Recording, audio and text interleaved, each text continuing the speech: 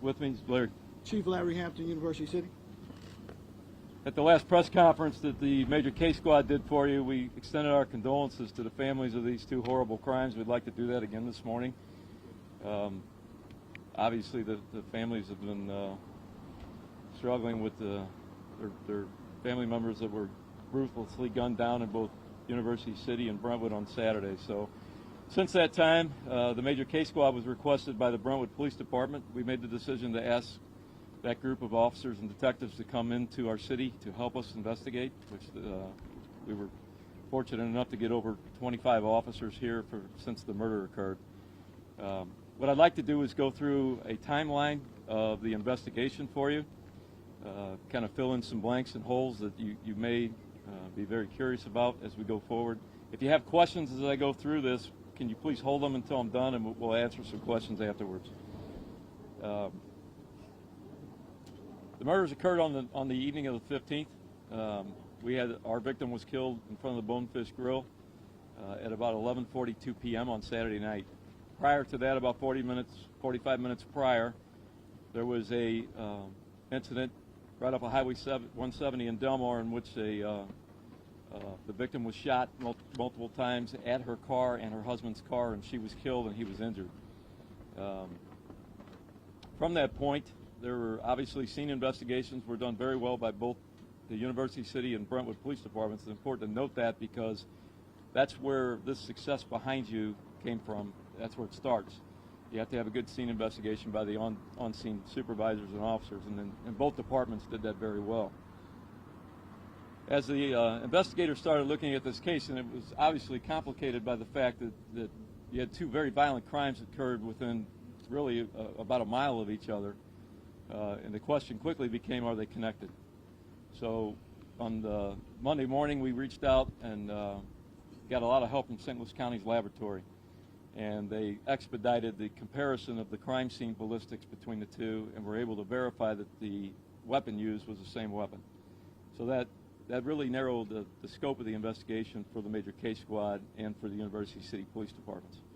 At that point, I contacted the chief of University City, and I would note that University City is a bigger department. They have a very trained group of police detectives that typically would handle a homicide investigation in-house, and rightfully so. They're very good at it. I asked that Larry consider doing this jointly with the Major Case Squad for the obvious reasons that we now knew that the weapon was used in both crimes, and he agreed to that. That was a big step in this investigation because now we had additional personnel. We had all of the clues coming together at the same time. So from that point forward, as we looked at both murders, both University City detectives and the Major Case Squad worked this case together. So in the background back here, I'd like to point out a couple people. Lieutenant Jack Abel, who's from Clayton. Jack, where are you at? Jack was the Major Case Squad commander, so he was responsible for the overall investigation for the Major Case. Sergeant Jason Simpson's a Brentwood detective sergeant, and he was the second to Jack for the investigation. The University City Lieutenant, Brian Eisenberg. Brian, are you here? Brian was the University City commander for the detectives, and I don't think Fred Lemons is here, but he's the captain that was also part of this from University City. So as a group, these folks moved forward, and behind me are some. That doesn't represent all of the people that were part of this investigation. I watched this from my office here. Their command post was here in Brentwood, and it was an awesome display of tenacity, long hours, and connecting the dots of what you probably could consider one of the most difficult homicide investigations you could get. So I'm going to wind through what their investigation led to. We have this case cleared at this point. But I would tell you, in my experience, and in Larry's experience, we've talked about this, perhaps the most difficult homicide case to solve is where the victims and suspects don't know each other. And you have suspects that are not from your area. These are two ingredients that make it an extremely difficult process to be able to solve, but they have. So I'll tell you how that worked. Please bear with me in terms of understanding this is still an active investigation, obviously.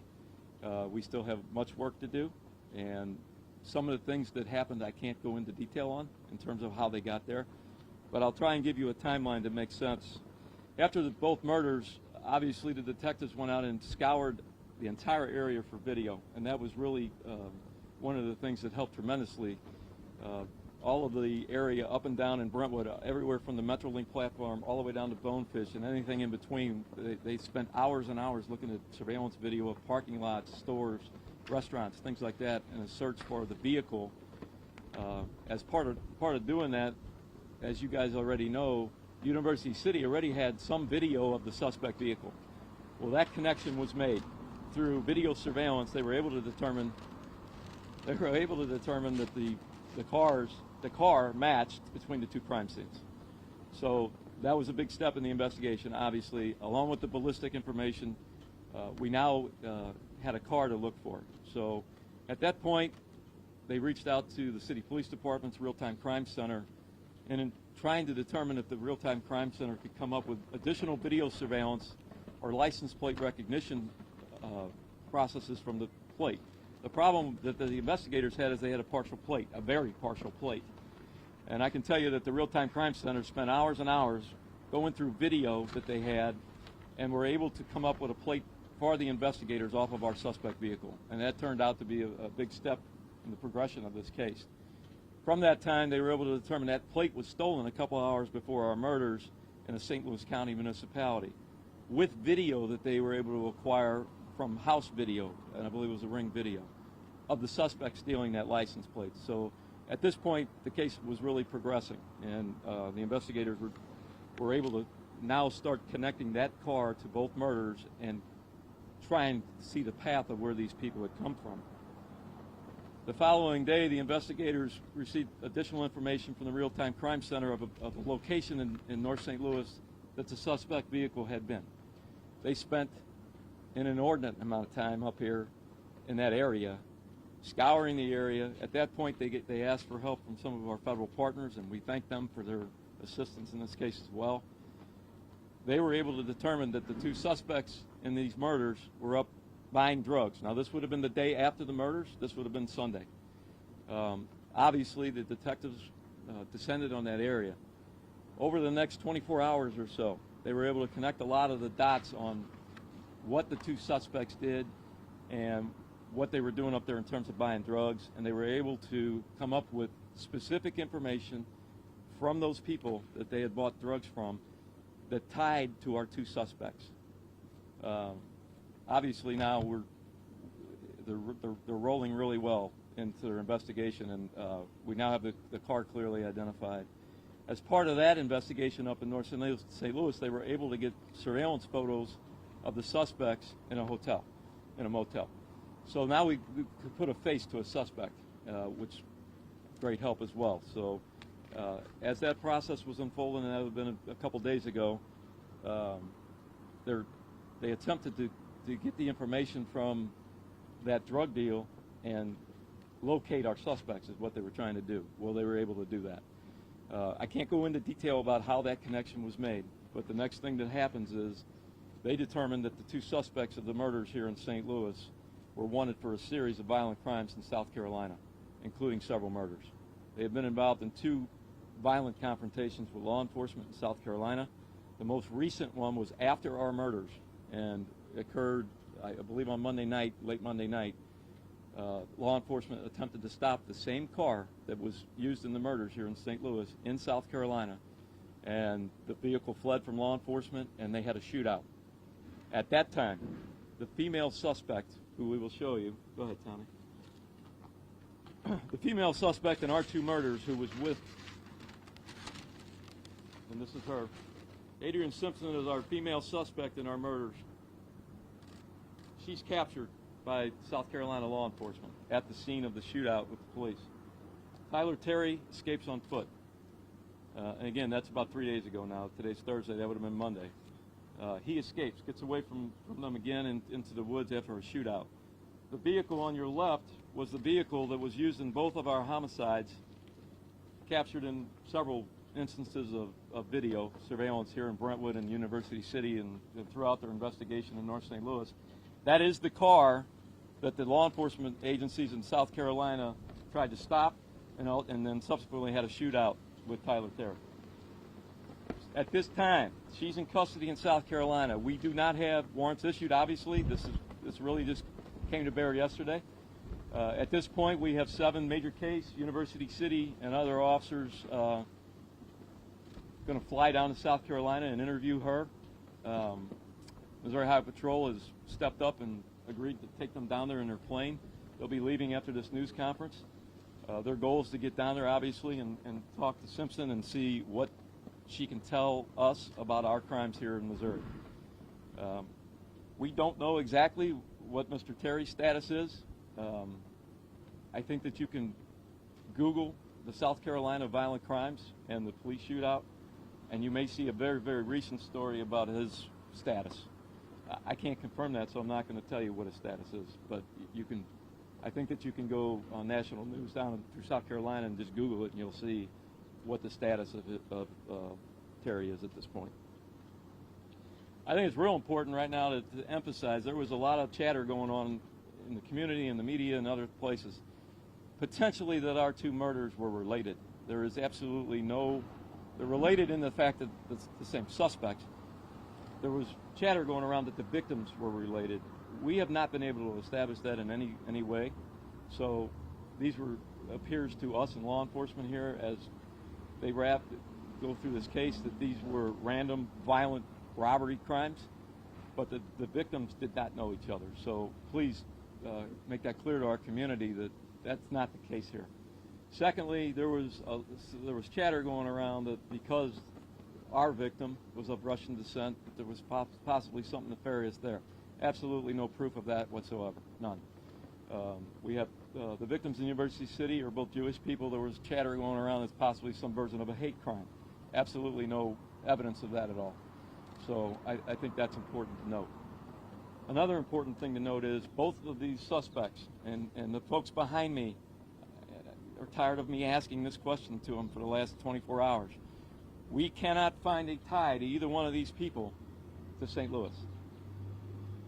Right now, the way this appears is that this modern-day version of Bonnie and Clyde do several violent crimes in South Carolina and travel across the country.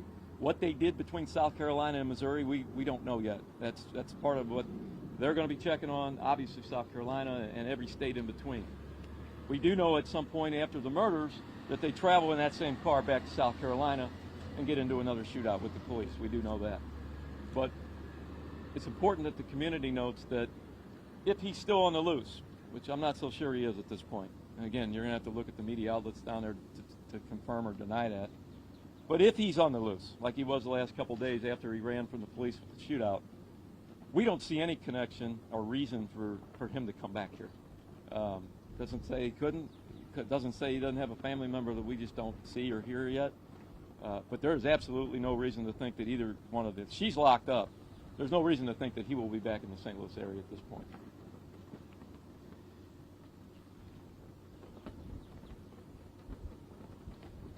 We asked the community to step up, give us tips and additional money into the Crime Stoppers process that you're all familiar with.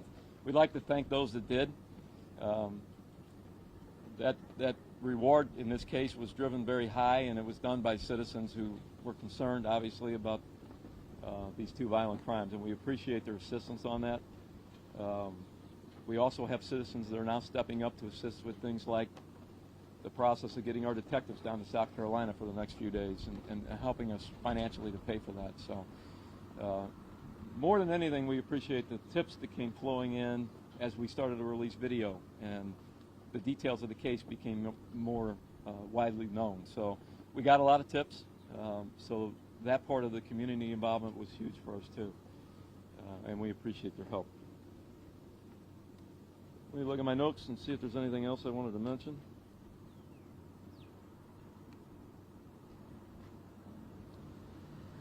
I'm going to turn it over to the chief and see. All right, Chief Larry Hampton, University City Police Department. On behalf of the University City community, we want to thank everyone here, I guess, for joining us this morning, as well as our members of the Major Case Squad and the task force, the University City detectives, the Brentwood community. Chief Spees has been very overwhelmingly helpful in assisting this entire task force in operating. So we want to thank you all for that. We also want to send our condolences to the families that were victimized, to the friends of those victims as well.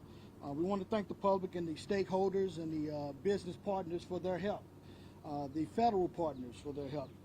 That's in conjunction with the Missouri Highway Patrol, like Chief Spees has spoken, as well as the United States Marshal Service, Real-Time Crime Center for St. Louis City, and like you said, currently both suspects, the location that they were in this extravagant event and incident that they had is Chester, South Carolina. The one female suspect, like Chief Spees has spoken, is already apprehended. It's a matter of now of getting the official charges rectified in the St. Louis area, so the St. Louis region. We thank the Major K Squad for allowing the University City Police Department for joining within their operation and within their investigation, because like I said, two separate investigations leads you down the evidence takes you where it takes you. This evidence led us together. This evidence leads us to these two suspects. Now the official charges will be forthcoming. We pray and hope that will be swift, and I'm sure they're going to be facing quite a few charges in the South Carolina region. Because of these actions of all these wonderful investigators and the citizens and the stakeholders within the Brentwood, University City, the Clayton, Lieutenant Jack Abel, the commander, we appreciate, and we can all rest a little easier knowing that these callous perpetrators have been at least identified and somewhat apprehended. And so at that time, I would like to turn it over to Lieutenant Jack Abel. Good morning, everyone. Yesterday when I came out, we definitely expressed our condolences to the family of Barbara Goodkin and Sergei Zakharov. Again, we do that again today. The group of investigators standing behind me are a direct result of this successful, not conclusion yet. We still have a lot of work to do, and we are going to be forth doing that. Yesterday, we implored for the community's help to step forward, and we greatly appreciate the leads that came in. We gathered a few leads and some critical pieces of information that helped us along the way throughout this whole investigation.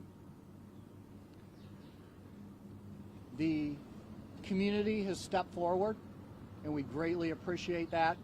We're in the process of sending 7 investigators down to South Carolina at the conclusion of this conference. This Missouri State Highway Patrol has generously donated the use of their airplane to go down and back. There's other logistics that still need to be done: housing, cars, food. But the community has stepped up, and we greatly appreciate that.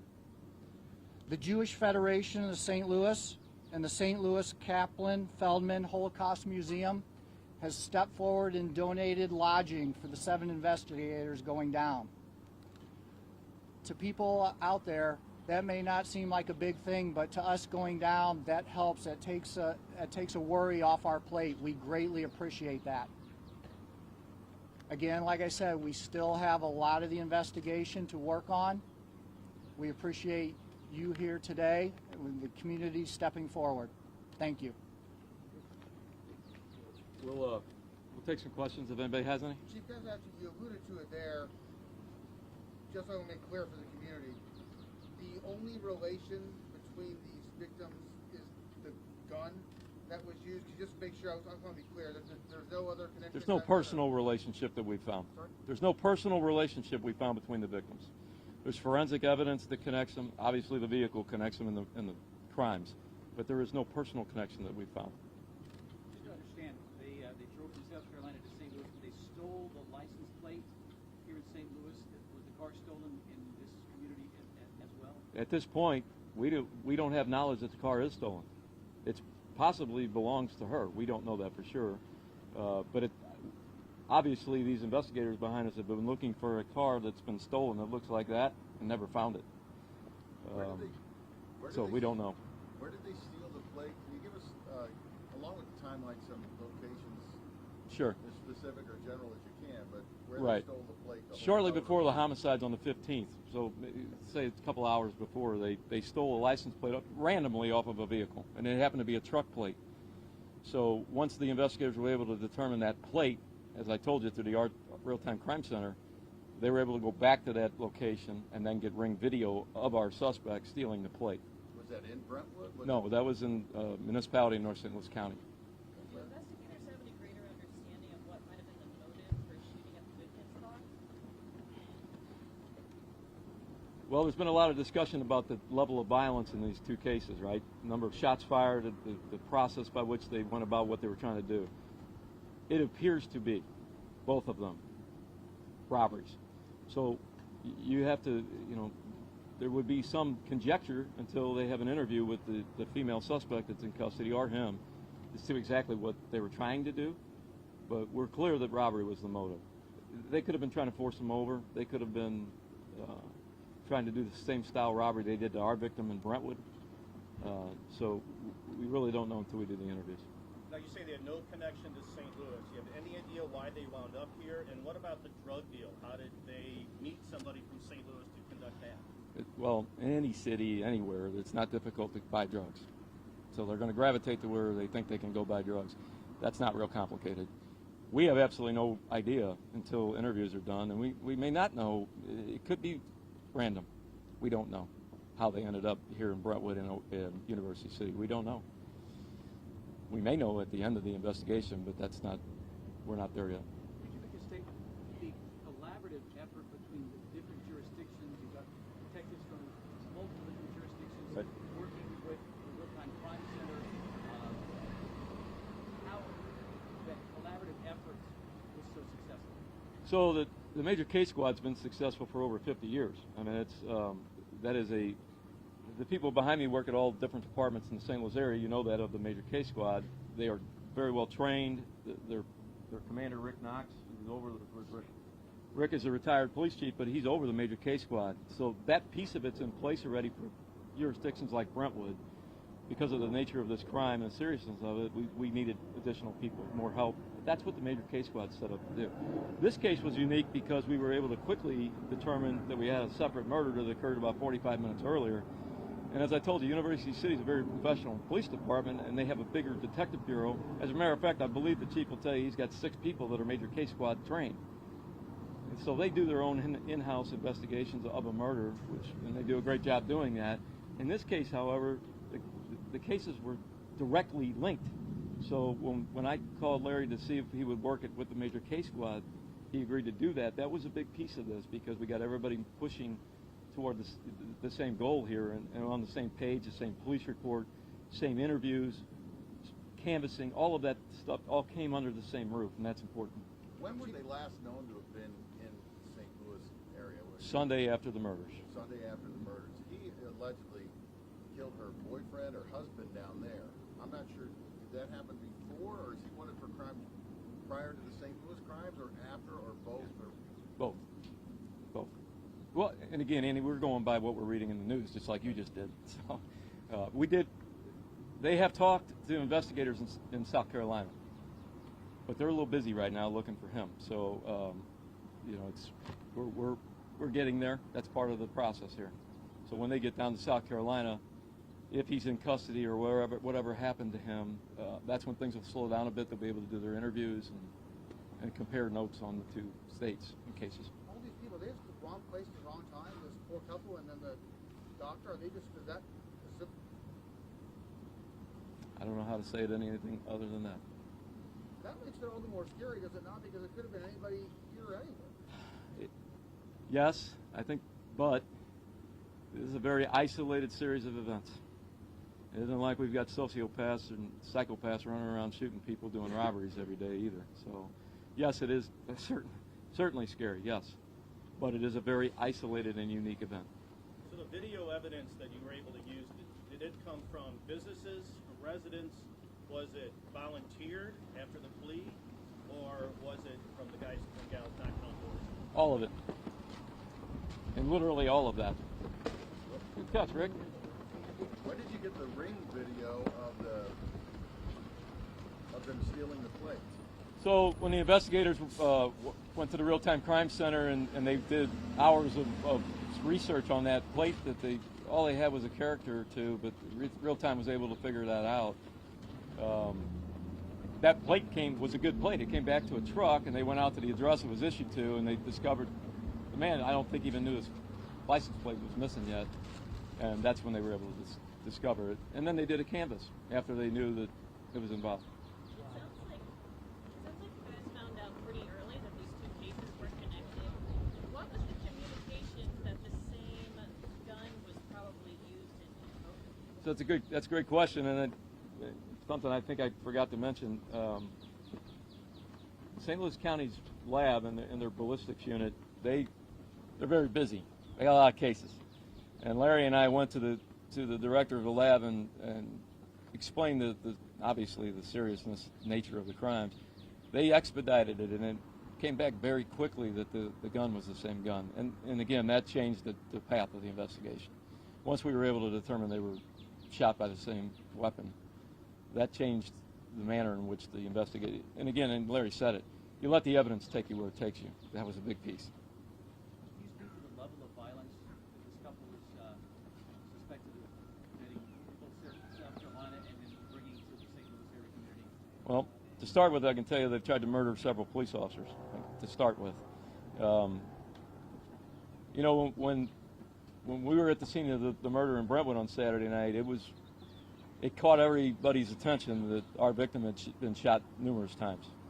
And then when we found out from University City that their victims had been fired at numerous times, just the level of violence speaks to their mindset.